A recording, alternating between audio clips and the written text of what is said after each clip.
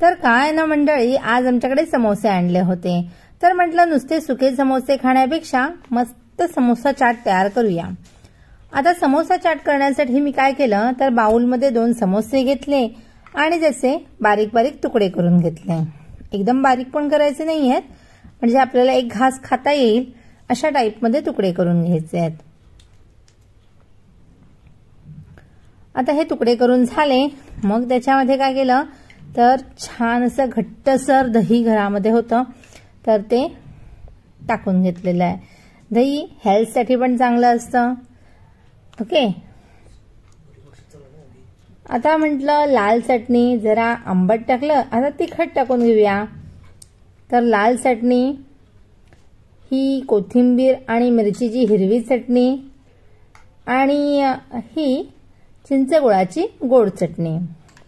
आंबट, गोड आणि तिखट हे कॉम्बिनेशन जेव्हा असतं ना तेव्हा तो पदार्थ छानच होतो. आणि बारीक चिरून घेतलेला कांदा क्रंची टेस्ट देतो. पुन्हा टोमॅटो बारीक चिरून घेतलेला आणि चाट मसाला टँगी टेस्टसाठी, जी टँगी टेस्ट मुलांना खूप आवडते. पुन्हा एक लेअर मी सगळ्या चटण्या टाकून घेतल्या, ज्याच्यामध्ये हिरवी चटणी, लाल चटणी आणि गोड चटणी सुद्धा होतीच. आता ह्या सगळ्या आहेत ना, ह्या आपल्या चवीनुसार आपण घ्यायच्या आहेत. पुन्हा एकदा मी थोडा कांदा टाकला, थोडा टोमॅटो टाकून घ्यायचा